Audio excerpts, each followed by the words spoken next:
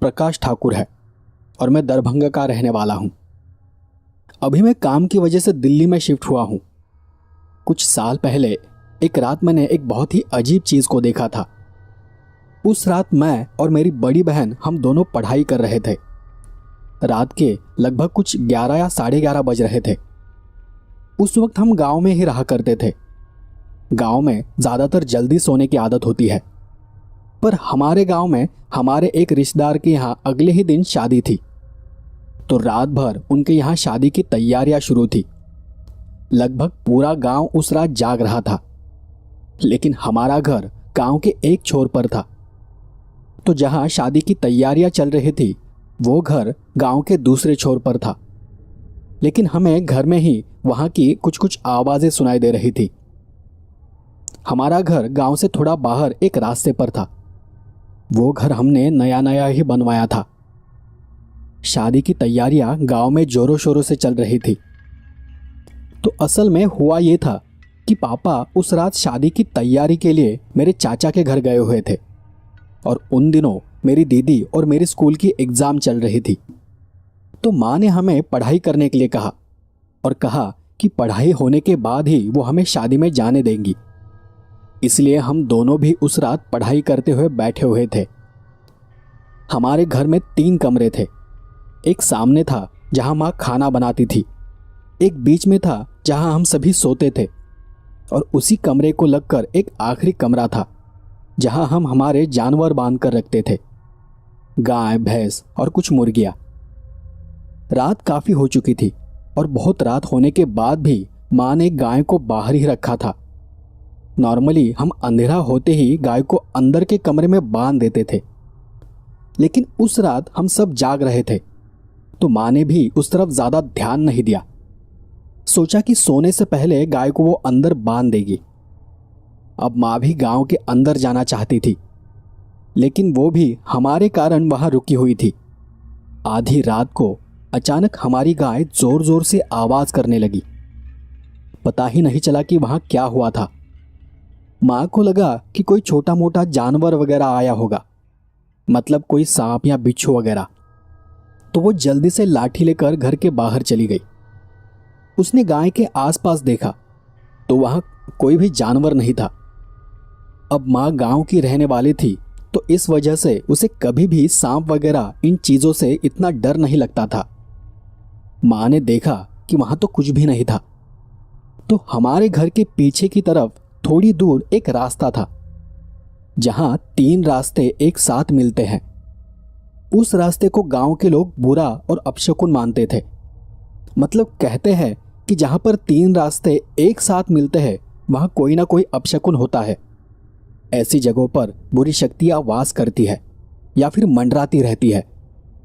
तो यहाँ वहाँ देखते वक्त माँ का ध्यान अचानक उस रास्ते की तरफ चला गया, मतलब उस जगह पर जहाँ वो 3 रास्ते एक साथ मिल रहे थे।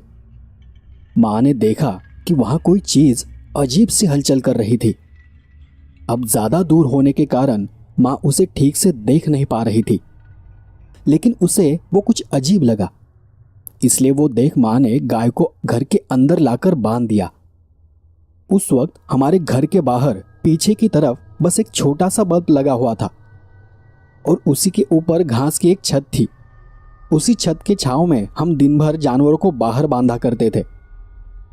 गाय को अंदर बांध देने के बाद वो फिर से पीछे की तरफ चली गई। शायद वो देखना चाहती थी कि वो चीज़ क्या है। पीछे जाते ही कुछ देर बाद अचानक से हमें माँ की एक जोर की चीख सुनाई पड़ी। दीदी और मैं माँ की वो चीख पुकार सुनकर चौंक गए और दौड़कर ही पीछे चले गए। माँ वहीं पर खड़ी थी और एकदम सीधी खड़े होकर वो रास्ते की तरफ देख रही थी। हमने देखा कि खड़े खड़े ही उसके हाथ पैर थरथरा रहे थे और वो बहुत ज़्यादा घबराई हुई थी। हमने पहली बार माँ को इतना घबराया हुआ देखा था। तब मैंने और दीदी ने भी उस रास्ते की तरफ देखा। तब हमने देखा कि हमारे सामने धुंधले अंधेरे में कोई चीज़ आगे पीछे चल रही थी, लेकिन वो बहुत तेज़ हलचल कर रही थी। अब उस चीज़ के बारे में तब तक हमें इतना कुछ अजीब नहीं लगा, पर हमें डरा देने वाली बात यह थी कि देखते ही देखते उस चीज का आकार बहुत बड़ा होता गया, मानो किसी बैल या घोड़े जितना बड़ा। जबकि पहले हमने देखा था तब उसका आकार किसी कुत्ते जितना छोटा था। हम तीनों भी आंखें फाड़कर उस चीज को देख रहे थे। मां अभी भी उसी हालत में खड़ी थी। फिर से हमने देखा कि उसका आकार और बढ़ता जा रहा था। अब तो वो इतना बड़ा हो गया था कि बताना भी मुश्किल है। साधारण किसी 20 या 30 फुट पेड़ जितना। उस वक्त हम वहां घर के पीछे खड़े होकर वो सब देख रहे थे और अगले ही पल उस जानवर ने, मतलब वो जो भी था, उसने बहुत ही अजीब सी आवाज की।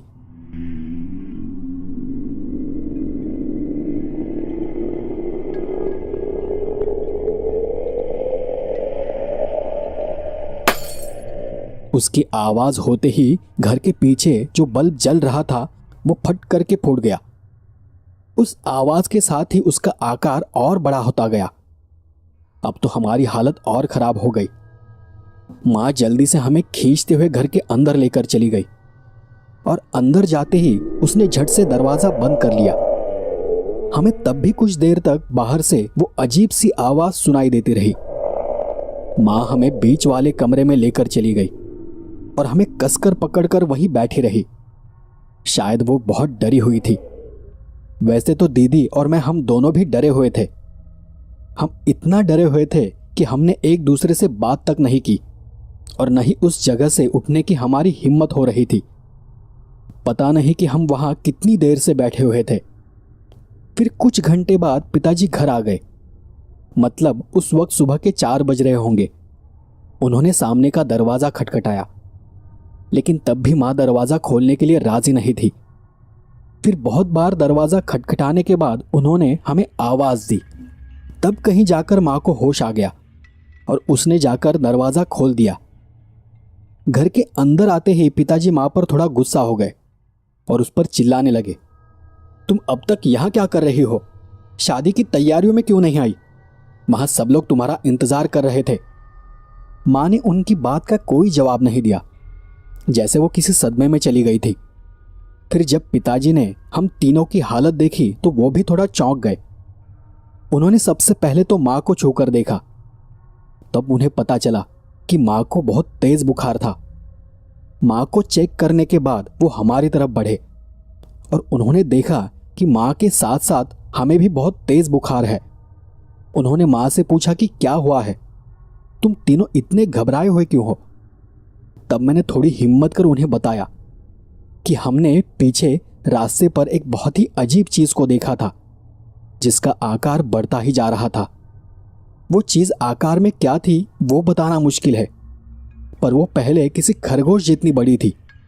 फिर बड़े होते होते वो किसी ऊंचे पेड़ जितनी बड़ी हो गई थी। उसकी आवाज भी बहुत अजीब थी। हम बहुत घबरा गए थे।